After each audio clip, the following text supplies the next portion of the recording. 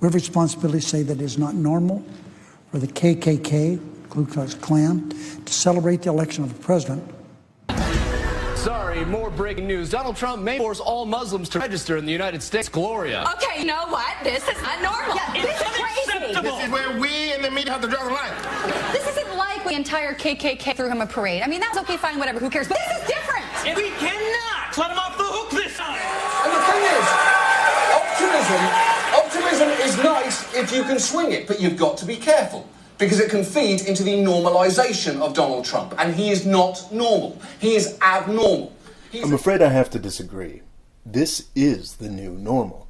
This is what we're going to be doing for the next 4 years. We've had over a month now of quivering in outrage, and now it's time to move on and look forward. In order to help do that, I've developed 3 keys to managing President Trump. This may surprise you, but tweets do not have the force of law.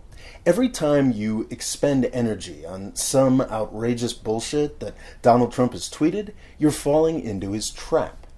I know this tactic well. I lived in Turkey for 5 years, where the president uses the same approach. Erdogan doesn't tweet, but whenever he wants to hide something, he announces some outrageous new policy. These outrageous policies rarely make it into law, but the whole country gets distracted. On January 20th, we're likely to see Trump's strategic use of tweets go into overdrive. A Trump presidency is going to have a lot more to cover up than even a Trump candidacy did. Don't let him get away with it. Don't flip out about the things that Trump wants you to flip out about. Flip out about the things he actually does. We're all busy people. Occasionally, Donald Trump will tweet something that's very important. We need somebody who can tell us when that is. We also need somebody who can explain all the really dangerous stuff that Trump may be doing in government.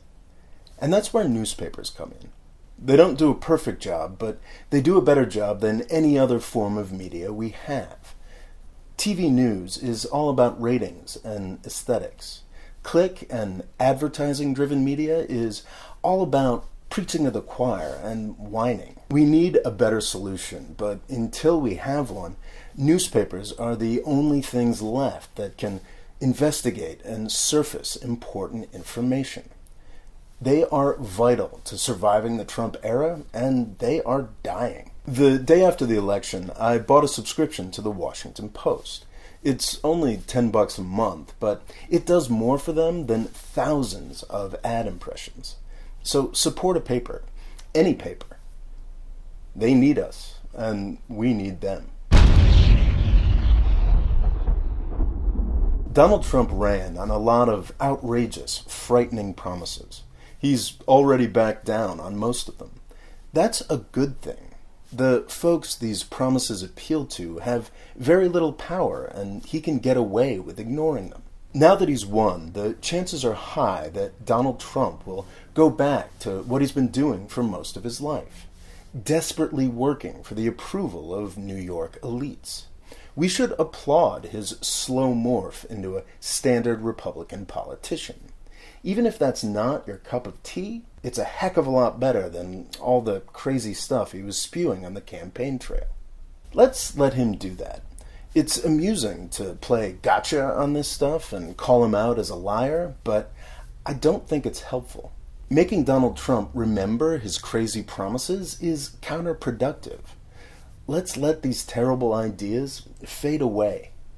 It's a new era, and we have to deal with it strategically.